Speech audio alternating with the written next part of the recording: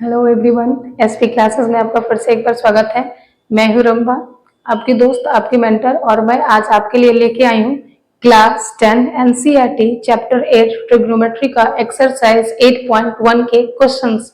ठीक है, जैसे कि हमने पिछले 2 लेक्चर में जितने भी थ्योरीज थे उसको कंप्लीट कर लिए थे, यानी कि जितना थ्योरी था इस चैप्टर का उसको हम लोग 2 लेक्चर में कंप्लीट कर चुके हैं। और अब बारी है एक्सरसाइज की, यानी कि अब हम लोग बारी बारी से करके एक्सरसाइज के सारे क्वेश्चन को सॉल्व करेंगे। अगर आप मेरा दोनों लेक्चर वीडियो नहीं देख चुके हैं, थ्योरी वाला नहीं देखे हैं, तो आप उसको एक बार जरूर देखें। इससे आपको क्वेश्चन समझने में बिल्कुल आसानी होगी। ठीक है, और अगर आप वो दोनों वीडियो नहीं भी देखे हैं और अगर आप कुछ और भी पढ़े के अगर आप यहाँ आए तो भी आपको ये समझ में आने वाला है। बट इससे पहले अगर आप वो दोनों लेक्चर को कंप्लीट कर लेंगे तो आपको काफी सहायता होगी। ठीक है, चलिए अब हम लोग शुरू करते हैं। सबसे क्वेश्चन नंबर फर्स्ट है जो आपके एक्सरसाइज 1.8.1 का है, जो कि आपकी एनसीईआरटी बुक का है क्लास 10 का। ठीक है, तो सबसे पहला क्वेश्चन लेते हैं। पहला क्वेश्चन कह रहा है कि in triangle ABC right angle at B, कह रहा है कि एक आपका ट्रायंगल है एबीसी। क्या है आपका ट्रायंगल एबीसी, जो बी पे आपका क्या है 90 डिग्री का है। ठीक है, और ये आपका सी मान लेते हैं। कह रहा है कि ए बी आपका जो है वो 24 सेंटीमीटर का है, यानी कि आपका 24 है, और आपका जो बीसी है वो 7 सेंटीमीटर का है। तो बोल रहा है कि आप फाइंड करें, डिटरमाइन करें क्या, sign A, cos A, sign सी और कॉस सी। ठीक है, तो साइन और कॉस को बताने के लिए साइन क्या होता है आपका परपेंडिकुलर अपॉन हाइपोटेनस। हाइपोटेनस का जानना आपको जरूरी है, लेकिन यहाँ आपको हाइपोटेनस पता नहीं है।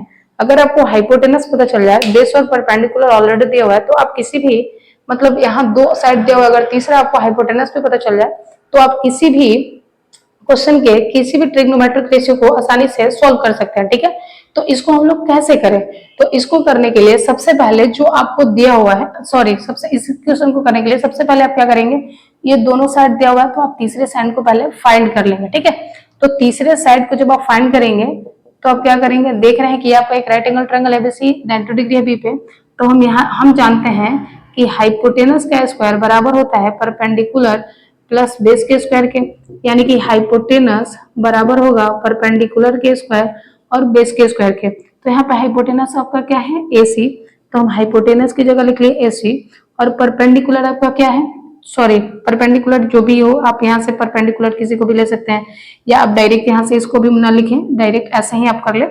ठीक है, तो अभी दोनों में से ये अगर 24 को परपेंडिकुलर माने तो कितना हो जाएगा, या परपेंडिकुलर या कुछ भी आप लिख सकते हैं, ये वाला फॉर्मूला ना यूज करके, ऐसे आप कंफ्यूज हो जाएंगे लिटिल बिट।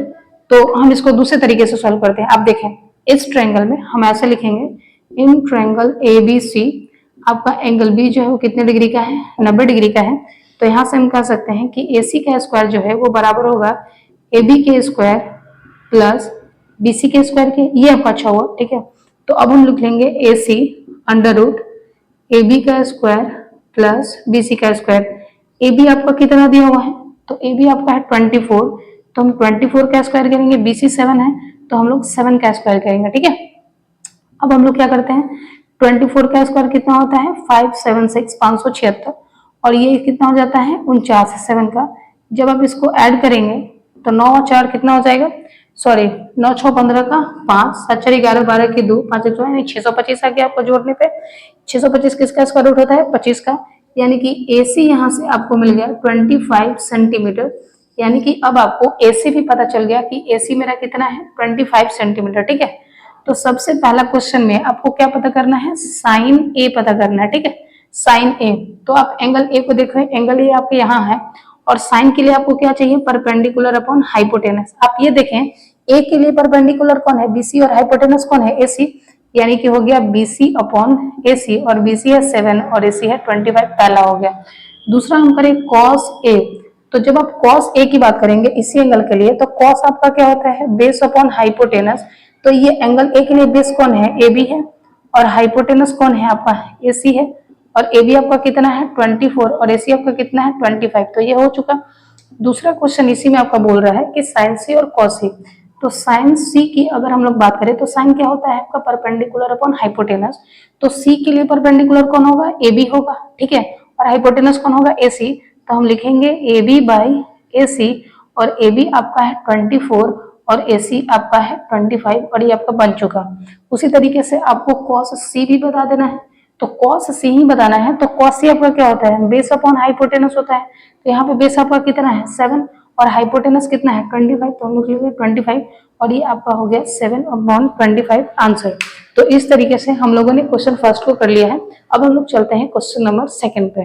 ठीक है, तो चलिए क्वेश्चन नंबर सेकंड को देखते हैं। अब हम लोग क्वेश्चन नंबर सेकंड को देखते हैं। सेकंड कहता है कि इन फिगर 8.13 यानी कि इस फिगर में आपको फाइंड करना है tan p minus cot r का वैल्यू। तो आप देख रहे होंगे कि यहाँ पे आपका दो साइड दे दिया है, यानी कि तीसरा जब आप पता कर लेंगे, यानी कि अगर आपको tan p और ये कॉट r चाहिए तो कॉट r आपको, ये तो हाइपोटेनस है यानी कि कोई एक बेस और कोई एक परपेंडिकुलर होगा, दोनों के लिए अलग अलग बदल जाएगा, यानी कि ये दोनों साइड आपको क्या करना पड़ेगा, फाइंड करना पड़ेगा। तो सबसे पहले जो साइड आपका नहीं दिया हुआ है उस साइड को हम क्या करेंगे, फाइंड करेंगे। तो इन ट्रायंगल आपका क्या है पी क्यू आर, आपका Q जो है वो कितने डिग्री का है 90 डिग्री का है। यहाँ पे आपका ये कितने डिग्री का है 90 डिग्री का है। तो अगर हम देखें QR, तो QR बराबर होगा अंडर रूट किसके, तो हाइपोटेनस और इसके स्क्वायर के, यानी कि हो जाएगा PR का स्क्वायर माइनस ये हो जाएगा PQ के स्क्वायर के। तो यहाँ पे आपका PR कितना दिया हुआ है 13 का स्क्वायर, PQ कितना दिया हुआ है 12 का स्क्वायर। 13 का स्क्वायर कितना हो गया 169 और 12 का स्क्वायर कितना हो गया 144 सॉरी। तो जब आप इसको घटाएंगे तो कितना हो जाएगा आपका 25 हो जाएगा। इस तरीके से हमको पता चल गया कि QR बराबर है कितना के 5 के, यानी कि QR भी आपको पता चल गया कि ये कितने सेंटीमीटर का है 5 सेंटीमीटर का। ठीक है, जैसे ही आपको QR पता चला तो अब आप tan p और क्वार्टर का वैल्यू निकाल सकते हैं। तो अगर हम पता करें tan p, तो tan का वैल्यू क्या होता है आपका, होता है परपेंडिकुलर अपॉन बेस। तो आप देखिए तो tan p के लिए, इसके लिए p के लिए परपेंडिकुलर कौन है QR और बेस कौन है 12, तो परपेंडिकुलर 5 और बेस क्या हो गया 12, यानी कि ये हो गया 5/12। उसी तरीके से अगर हम cot r निकाले, क्या निकाले cot r निकाले, तो cot r ये आपका r है, ये cot r जो है वो क्या, cot क्या होता है बेस अपन परपेंडिकुलर होता है। तो ये r के लिए बेस कौन है ये 5 और परपेंडिकुलर कौन है 12, यानी कि हो गया 5/12 ये भी, यानी कि ये भी आपका आ गया 5/12। और हमको फाइंड क्या करना था, तो हमको फाइंड करके दिखाना है tan p minus cot r। तो tan p का वैल्यू कितना है 5/12, कॉट r का वैल्यू कितना है 5/12। तो 5/12 को जब 5/12 में से घटाएंगे तो कितना आ जाएगा 0, और ये आपका क्या हो गया आंसर। आई होप ये आपको समझ में आया होगा। अब हम लोग चलते हैं क्वेश्चन नंबर 3 पे। तो चलिए हम लोग देखते हैं क्वेश्चन नंबर 3 को। क्वेश्चन नंबर 3 बोलता है कि if sin a is equal to 3/4, यानी कि sin का वैल्यू 3/4 है, तो आपको पता करना है cos a और tan a। ठीक है, cos a और tan a के लिए आपको क्या चाहिए, ये cos क्या होता है बेस अपॉन हाइपोटेनस, tan क्या होता है परपेंडिकुलर अपॉन बेस। और यहाँ से अब हम लोग सबसे पहले फाइंड करने की कोशिश करेंगे, देखेंगे, यानी कि अगर हम लोग को बेस परपेंडिकुलर हाइपोटेनस पता चल जाए तो हम ट्रिग्नोमेट्रिक टूल बता सकते हैं। तो यहाँ पे हमको सिर्फ दिया क्या हुआ है sin a कितना दिया हुआ है 3/4, और sin आपका क्या होता है, तो sin होता है परपेंडिकुलर अपॉन हाइपोटेनस के। इसका मतलब कि परपेंडिकुलर 3 और हाइपोटेनस क्या है 4 है। तो क्या हम यहाँ से बेस निकाल सकते हैं, तो ऑफ कोर्स निकाल सकते हैं। बेस क्या होता है परपेंडिकुलर माइनस हाइपोटेनस का स्क्वायर माइनस परपेंडिकुलर का स्क्वायर। हाइपोटेनस कितना है 4, तो हो जाएगा 4 का स्क्वायर, परपेंडिकुलर है कितना 3, तो 3 का स्क्वायर। अब 4 का स्क्वायर कितना हो गया 16 और 3 का स्क्वायर कितना हो गया 9। जब 16 में से 9 जाएगा तो कितना, सॉरी हाँ ठीक है 16। तो अब आप 16 में से जब 9 घटाएंगे तो 16 में से 9 जाएगा तो कितना बचेगा आपका, ये हो जाएगा आपका √7, यानी कि आपका जो बेस आ गया वो कितना आ गया √7 आ गया। एक बार हम लोग फिर से चेक कर लेते हैं। साइन ए कितने दिया हुआ था 3/4 दिया हुआ था, तो साइन क्या होता है परपेंडिकुलर हाइपोटेनस, यानी कि इस तरीके से परपेंडिकुलर आपको 3 और हाइपोटेनस कितना मिल गया 4 मिल गया। तो अब आपको क्या पता करना है बेस पता करना है। अगर बेस भी आपको पता हो जाए तो आप ये सब निकाल सकते हैं ट्रिग्नोमेट्रिक रेशियो। तो हम लोग बेस को निकाल रहे हैं। बेस का होता है हाइपोटेनस का स्क्वायर माइनस परपेंडिकुलर का स्क्वायर। हाइपोटेनस 4 था, 4 का स्क्वायर, परपेंडिकुलर 3 था, 3 का स्क्वायर।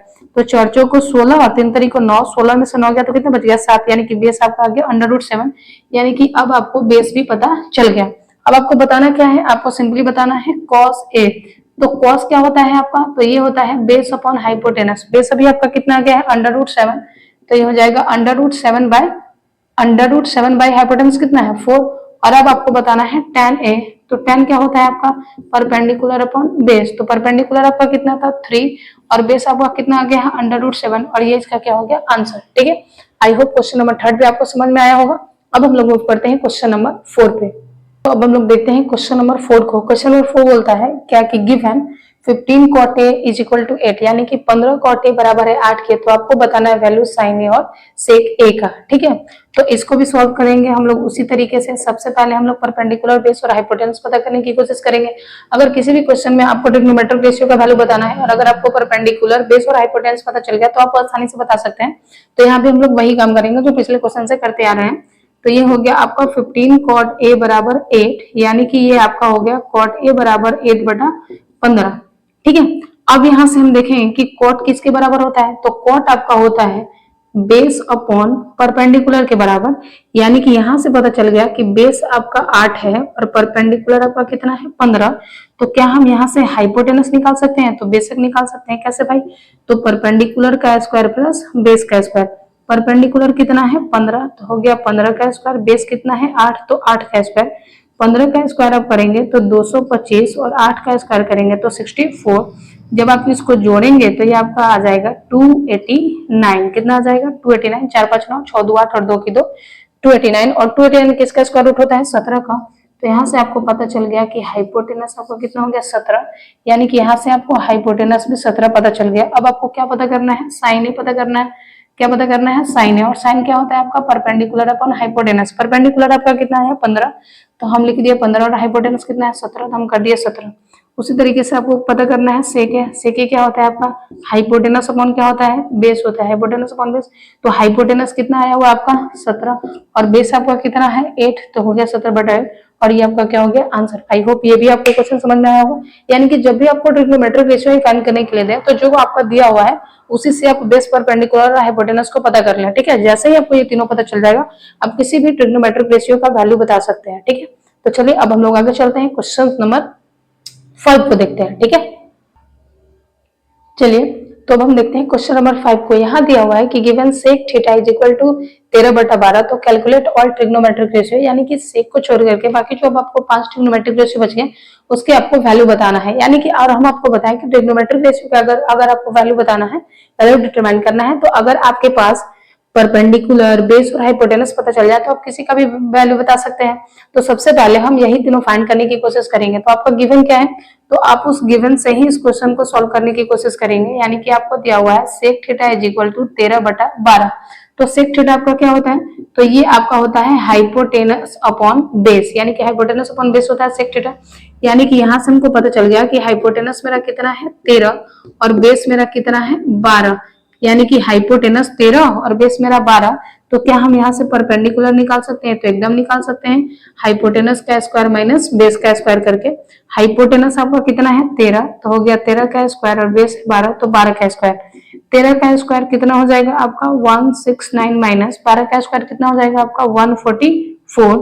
जब आप इसको सब्ट्रैक्ट करेंगे तो यहाँ से मिल जाएगा आपको 25 और 25 का स्क्वायर रूट क्या निकलेगा 5, यानी कि परपेंडिकुलर आपको कितना मिल गया 5, यानी कि आपके पास परपेंडिकुलर आ गया 5।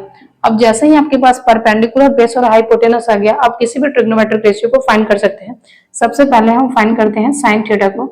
साइन थीटा आपका होता है base upon perpendicular upon hypotenuse. Perpendicular है 5 और हाइपोटेनस आपका कितना आ गया है आपका 13, तो हम लिख लिए यहाँ 13, ये हो गया आपका साइन थीटा। अब हम लोग निकालेंगे कॉस थीटा, वो होता है आपका बेस अपॉन हाइपोटेनस। तो बेस आपका कितना है 12, तो हम लिख लिए 12 और हाइपोटेनस कितना है 13, तो हो गया 13। उसी तरीके से हम लोग tan थीटा को निकाल लेंगे क्योंकि ये सारे तो ट्रिग्नोमेट्रिक रेशियो ही हैं और सारे ट्रिग्नोमेट्रिक रेशियो को निकालने के लिए बोल रहा है। तो ये आपका कितना होता है परपेंडिकुलर अपॉन बेस होता है। तो परपेंडिकुलर अभी आप कितना फाइंड किए हैं 5 और बेस कितना था 12। उसी तरीके से अगर हम कोसेक थीटा की बात करें तो कोसेक थीटा आपका क्या होता है हाइपोटेनस अपॉन परपेंडिकुलर। तो हाइपोटेनस आपका कितना था 13 और परपेंडिकुलर आप कितना निकाले हैं 5, तो हो गया 13 बटा 5। उसी तरीके से अगर हम कोट थीटा की बात करें तो ये होता है आपका बेस अपॉन परपेंडिकुलर। तो बेस आपका कितना है 12 और परपेंडिकुलर कितना है 5। तो इस तरीके से हम लोगों ने सारे ट्रिग्नोमेट्रिक रेशियो को क्या कर चुका है फाइंड, कैसे, सिर्फ हाइपोटेनस बेस और परपेंडिकुलर को पता करके। और आपको ट्रिग्नोमेट्रिक रेशियो जब हम पढ़ा रहे थे तभी आपको हम बताए थे कि आप ये जरूर याद कर ले कि साइन थीटा किसका रेशियो होता है, तो परपेंडिकुलर अपॉन हाइपोटेनस का। कॉस किसका था, और इसको हम याद करने के लिए आपको ट्रिक भी बताए थे। तो आई होप वो आपको याद होगा और ये क्वेश्चन भी आपको अच्छी तरीके से समझ में आ गया होगा। तो चलिए अब हम नेक्स्ट क्वेश्चन में चलते हैं, क्वेश्चन नंबर 6। तो चलिए अब हम लोग देखते हैं क्वेश्चन नंबर 6 को। और जो क्वेश्चन नंबर 6 है वो बहुत ही कॉन्सेप्चुअल क्वेश्चन है जिसमें आपको प्रूफ करके दिखाना है, ठीक है। तो इस क्वेश्चन को आप बहुत ही अच्छे और आराम से समझे, वन बाय वन स्टेप करके। तो सबसे पहले आप ये समझे कि क्वेश्चन दिया क्या हुआ है। तो कह रहा है कि if A and B are the acute angle, कह रहा है कि अगर ए और बी आपका एक एक्यूट एंगल है such that cos A is equal to cos B, और ए और बी क्या है, एक्यूट एंगल है, और इस तरीके से है कि कॉस ए और कॉस बी आपका क्या है, का वैल्यू क्या है, बराबर है। तो कह रहा है कि then so that angle A is equal to B. तो अब आप ये बता दें, तब आप ये प्रूफ करें कि एंगल ए बराबर होगा किसके, बी के। सिंपली आप ये समझे, कह रहा है कि ए और बी आपका दो एक्यूट एंगल है और वो इस तरीके से एक्यूट है कि कॉस ए का वैल्यू कॉस बी के वैल्यू के बराबर होता है, ठीक है। तो आपको ये प्रूफ करना है कि एंगल ए बराबर होगा किसके, बी के। तो सबसे पहले हम क्या है, जो गिवन है उसको लिख लेंगे, यानी कि इन ट्रायंगल एबीसी में ए और बी आपका एक एक्यूट एंगल है, ठीक है, such that cos A is equal to cos B है, ये आपको गिवन था जो लिख दिया। अब हमको टू प्रूफ क्या करना है, हमको ये प्रूफ करना है कि एंगल ए बराबर होगा किसके, बी के।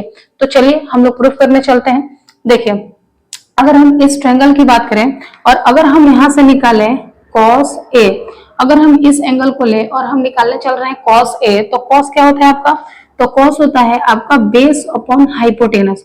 इसके लिए ए के लिए बेस कौन होगा, एसी होगा, और हाइपोटेनस कौन होगा, एबी होगा।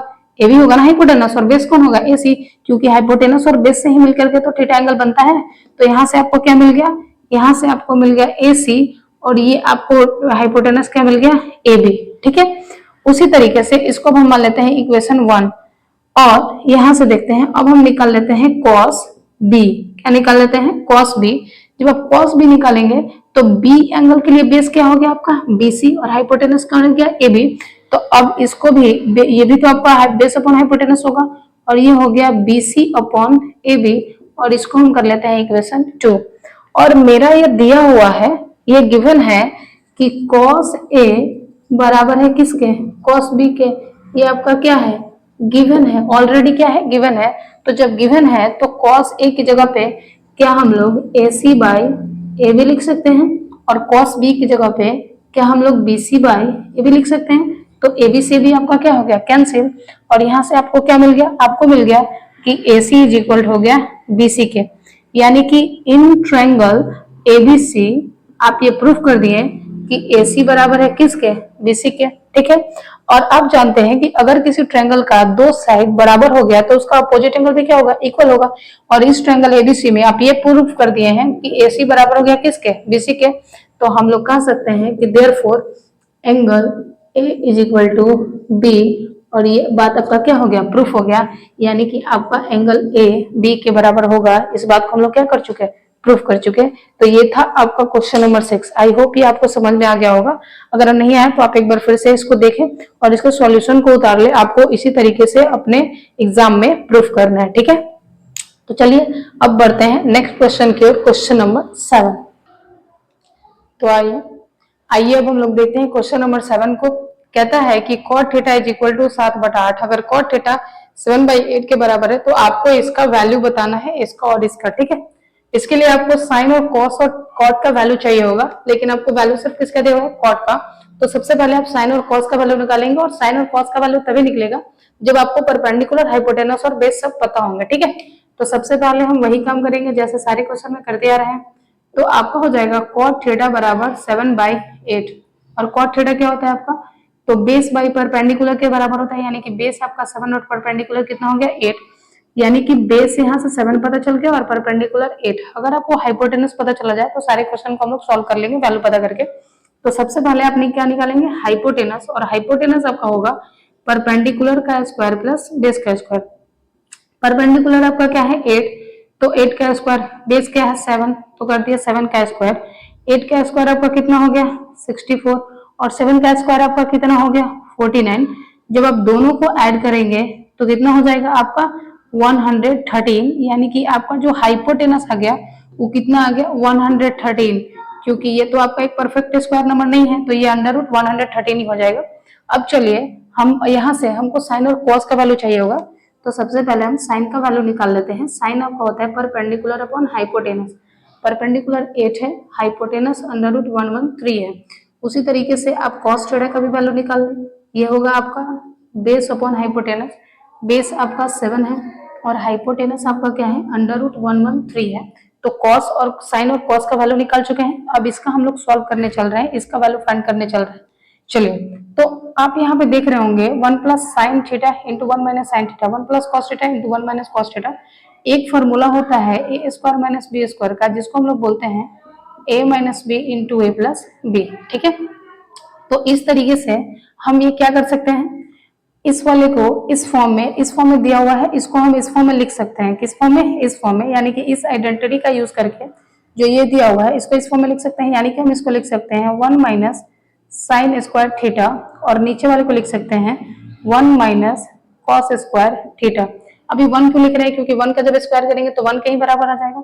अब आप वैल्यू पुट करें, 1 माइनस साइन थीटा कितना है? 8 बटा अंडर रूट 113, तो 8 बटा अंडर रूट 113 का क्या, सॉरी, इसका होल स्क्वायर अपॉन 1 माइनस 7 बटा अंडर रूट 113 का होल स्क्वायर। क्यों? क्योंकि कॉस का वैल्यू तो ये है ना। चलिए, जब आप यहां से करेंगे तो 1 माइनस 8 का हो जाएगा 64, और नीचे आपका हो जाएगा 113, क्योंकि रूट से स्क्वायर रूट कैंसिल। उसी तरीके से नीचे आपको क्या मिल जाएगा, 1 माइनस यहाँ से मिल जाएगा 49, और ये कितना हो जाएगा 113। जब आप इसको आगे फर्दर सॉल्व करेंगे तो आपको क्या मिल जाएगा, 113 में से 64 जाएगा तो कितना बचेगा, 49 बटा 113, और यहाँ देखेंगे तो 113 में से 49 जाएगा तो मिल जाएगा 64 बटा 113। ठीक है, जब आप इसको सॉल्व करेंगे फर्दर तो इसको कैसे सॉल्व करेंगे, देखिए इसको हम लोग सॉल्व कर लेंगे। 49, 113 और 113, नीचे आ गया आपका 64। ठीक है, ये जब इसको मल्टीप्लीकेशन करेंगे तो ऊपर वाला नीचे, नीचे वाला ऊपर चला जाएगा। 113 से 113 कट गया, और ये आपका आ गया 49/64, यानी कि 49 बटा 64। फर्स्ट वाले का आंसर हो गया। अब हम लोग सेकंड वाले पे चलते हैं। तो सेकंड वाले के लिए आपको ये कॉट स्क्वायर थीटा दिया हुआ है। इसका मतलब क्या है कि कॉट थीटा का होल स्क्वायर है, और कॉट थीटा का आपको वैल्यू पता है 7/8, तो आप इसको लिख देंगे 7/8 का होल स्क्वायर। 7 का स्क्वायर हो गया 49, और 8 का स्क्वायर हो गया 64, और ये सेकंड वाला भी आपका बन चुका है। ठीक है, तो इस तरीके से हम लोगों ने क्वेश्चन नंबर 7 को भी सॉल्व किया है। आप चाहे तो इसका स्क्रीनशॉट ले सकते हैं और आप इसको अपनी कॉपी में कर सकते हैं। ठीक है, तो हम लोगों ने 1 से लेकर के 7 तक सारे क्वेश्चन को कर लिया है। तो इस वीडियो को हम लोग ज्यादा लंबा नहीं करेंगे, और अब लोग जो नेक्स्ट क्वेश्चन है, जो 8 से आगे तक का क्वेश्चन है, उसको हम लोग नेक्स्ट वीडियो में देखेंगे। ठीक है, तब तक आप इतना करें, इसको समझें, और अगर आपको अच्छा लगता है तो इसको लाइक करें, शेयर करें, सब्सक्राइब करें, क्योंकि यही हमें मोटिवेट करता है आपको और भी अच्छे अच्छे कंटेंट को प्रोवाइड करने के लिए। Thank you.